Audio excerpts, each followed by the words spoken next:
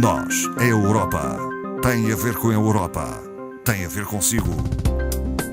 À sexta, uma reflexão sobre a atualidade europeia.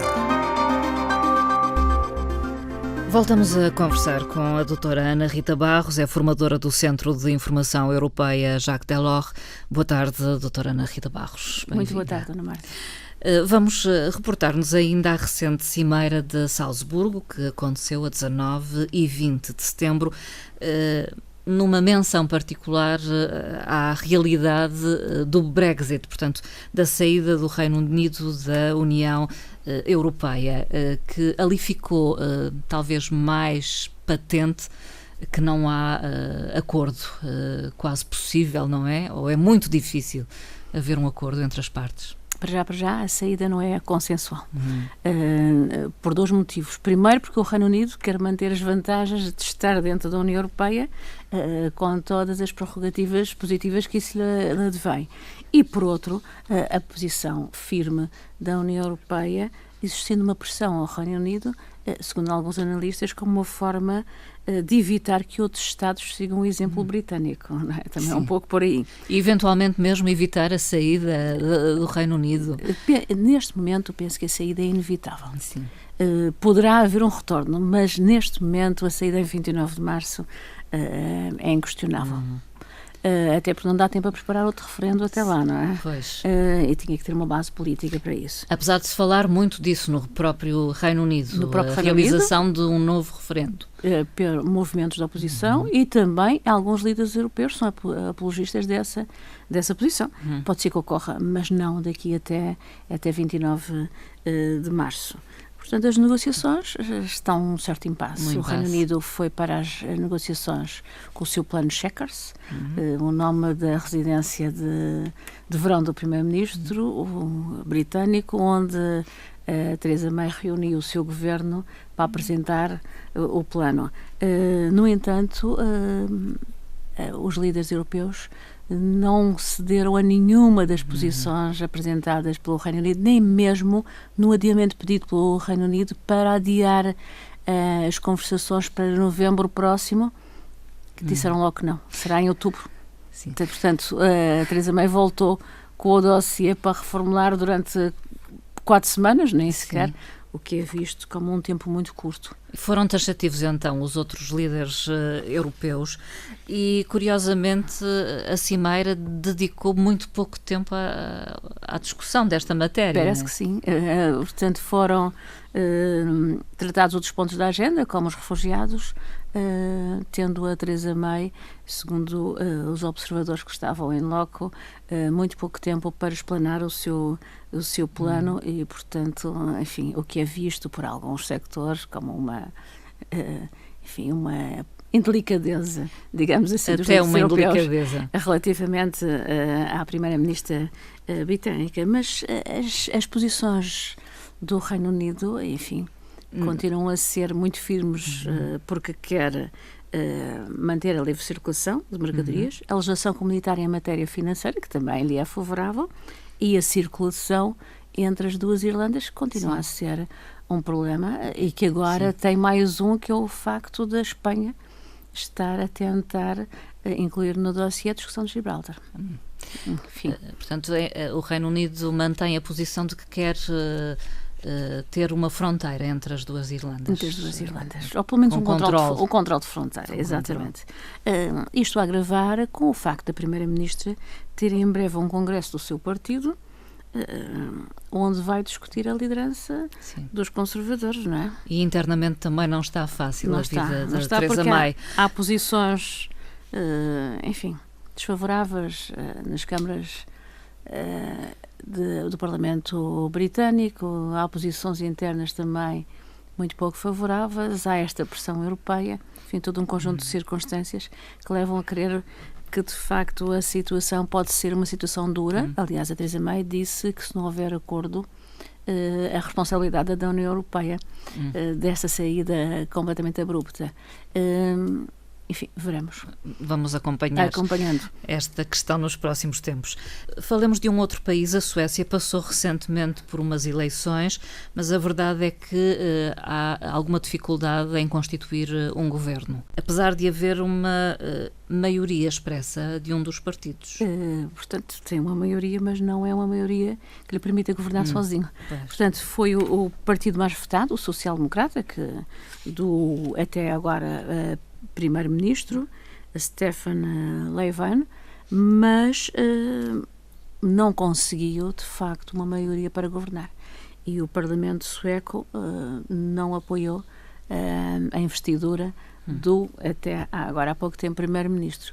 O que é complicado, porque as conjugações que se possam fazer são ideologicamente incompagináveis, digamos assim. Embora neste passado recente, com este crescimento dos partidos populistas na Europa, tenha havido fórmulas, enfim, imprevistas até há pouco tempo. Mas o caso dos sociais-democratas, portanto, ou se aliam ao Partido dos Conservadores, ou que não se mostraram disponíveis para isso, ou os conservadores se aliam ao terceiro partido mais votado, que é o partido DS, Democratas Suecos, conotado com a xenofobia, o que é mau, não é? Mas que, enfim, é uma das possibilidades, embora não muito, enfim, não muito fiável, digamos assim. Ou então temos a coligação de direita, conhecida como Aliança, onde fazem parte os moderados, o centro, os democratas cristãos e os liberais, mas que tinham que juntar os sociais-democratas, que já se disponibilizaram para isso. De maneira que a fórmula não é nada fácil, não é?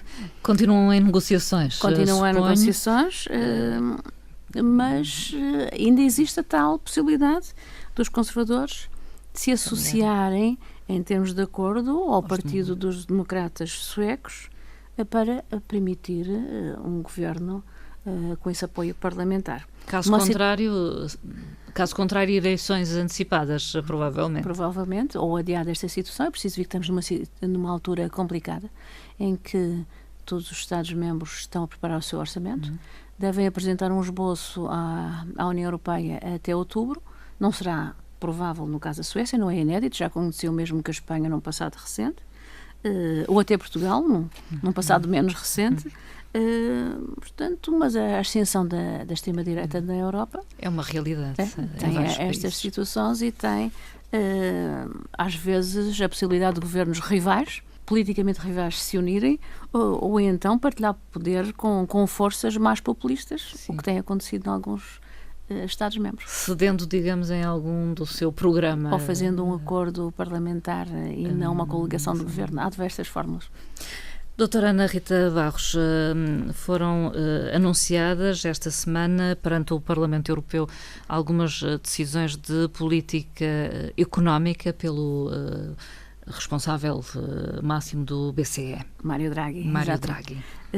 Portanto, falou no início da semana aos membros do Parlamento Europeu, Mário Draghi, que está de saída no próximo ano, indicou que, finalmente, as perspectivas para a inflação nos próximos anos vão rondar os 2%, o que garante um crescimento da economia e as possibilidades de investimento.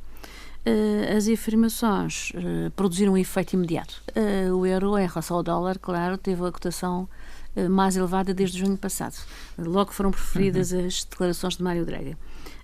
Apesar do crescimento também de Mário Draghi ter anunciado que o crescimento previsto para este ano será no espaço da eurozona inferior em 0,1%, continuam as virtudes do que ele aponta como o aumento dos salários e a diminuição do desemprego como um motor, digamos, da economia. Exatamente. Alavancará. Sim, da economia e também de crescimentos da inflação.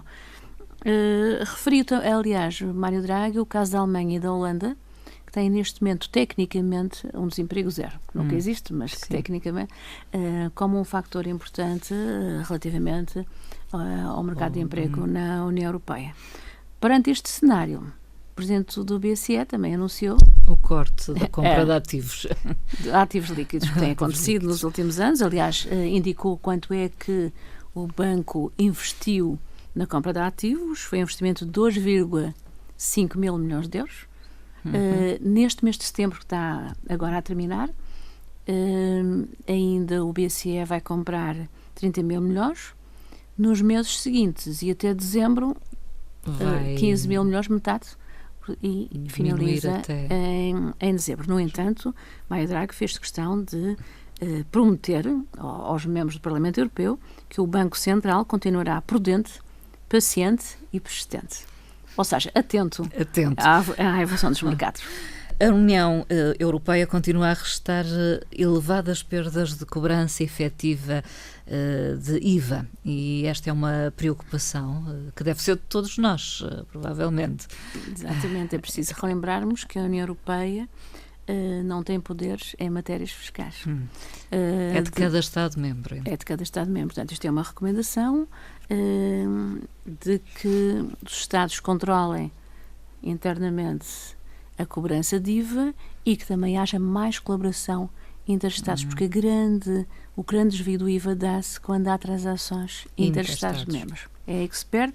Aliás, o comissário responsável pelos assuntos económicos e financeiros e que tem a pasta da fiscalidade propôs aos Estados que fizessem uma reformulação do sistema de imposto até às próximas eleições europeias, que já são em maio. Portanto, um período muito curto. Mas, de qualquer forma, tem havido uma melhoria ou não? Uma melhoria em termos genéricos, Sim. mas há alguns países que tiveram uma prestação, isto são dados de 2016, pior em 2016 do que em 2015, que é o caso de países que são tradicionais nestas matérias, como a Roménia e a Estónia, mas também Estados-membros grandes, como é o caso da França e do Reino Unido. Portugal, nesta matéria, melhorou. Baixou os níveis de incobrança em 3 pontos percentuais, que em termos de IVA é elevado, significativo. segundo o relatório da Comissão, apontado como a redução, o principal fator, a redução do IVA no sector da restauração. Porque nós sabemos que quanto mais elevados são os valores, maior a fuga. De maneira que Portugal teve, de facto, uma prestação positiva. Há países que continuam com discrepâncias enormes, que é o caso da Roménia, como já falamos, da Grécia, mas também da Itália. Também a Itália. Esses nossos amigos, nós sabemos sempre como é que são, não é? E a grande preocupação tem a ver com o facto de parte destes montantes poderem muitas vezes depois serem utilizados no crime organizado. Sim, praticamente 33%, um terço. 50 mil milhões dos 150 mil milhões que não foram cobrados relativamente ao imposto, que era muito importante não só para os orçamentos nacionais, mas também para o orçamento europeu, que também tem receitas nessa matéria. Bebe disso. Doutora Ana Rita Barros, vamos deixar aqui uma nota sobre o Dia Europeu de Línguas, que foi assinalado a 26 de setembro. Exatamente. A Europa assinala o dia com diversas atividades que se prolongam até este fim de semana, mesmo em Portugal, desde jogos, conferências, emissões de rádio, recitais, culminando em Bruxelas com uma conferência pública aberta sobre educação multilingue e expressão cultural. Este ano é o Ano Europeu do Património Cultural e, portanto, juntaram as duas vertentes, onde está patente também em Bruxelas uma exposição sobre as línguas europeias menos conhecidas. Em Portugal é comemorado com o apoio da representação da Comissão Europeia, em Óbidos, um programa aberto também, onde constam atividades culturais e o contacto com línguas e culturas dos diferentes Estados-membros europeus. Como é que estamos de domínio de línguas estrangeiras no espaço da União Europeia? Portanto, o Eurostat revelou no próprio dia 26 os dados indicando que na população ativa, portanto, trabalhadores com idade ativa, 25 a 64 anos, em média 65% na União Europeia dominam uma língua estrangeira. Há níveis muito mais elevados. Depende da posição dos países e do nível educacional, que é o caso da Suécia, em primeiro lugar, com 97% a dominar uma língua estrangeira, mas seguido pela Letónia, Dinamarca, Lituânia, Luxemburgo e Finlândia. Portugal encontra-se na 18ª posição e não é de estranhar, mas é de referir que o Reino Unido encontra-se em último lugar. Sendo no domínio de uma língua estrangeira. Claro, de uma outra língua que não a sua. É preciso ver que inglês é uma língua franca internacional. Pois, não tem necessidade, talvez, é isso. De procurar conhecimento em outra língua. Relativamente ao domínio de 3 línguas, encontram-se à frente o Luxemburgo e a Finlândia. O Luxemburgo está ali... Sim. Encaixado entre os franceses. O próprio país pronto, e tem muitos trabalhadores. 3 línguas, pelo menos, oficiais. Exatamente. E tem muitos trabalhadores que são de outros Estados-membros e que vêm para ali todos os dias, de maneira que é natural. Portanto, estes foram os dados divulgados, também incluíram o caso da Suíça. A Suíça também tem um nível elevado, embora não seja um Estado europeu, mas faz parte do espaço económico europeu. E a Noruega, que também, não sendo um Estado-membro, também faz parte desse espaço e que tem, de facto, níveis elevados nestas matérias. Vamos terminar, e a doutora Ana Rita Barros, para concluir esta nossa conversa, traz uma frase proferida, penso eu que recentemente... Esta semana também. Esta semana, na Assembleia Geral das Nações Unidas. Pelo Presidente da Comissão Europeia. Sim.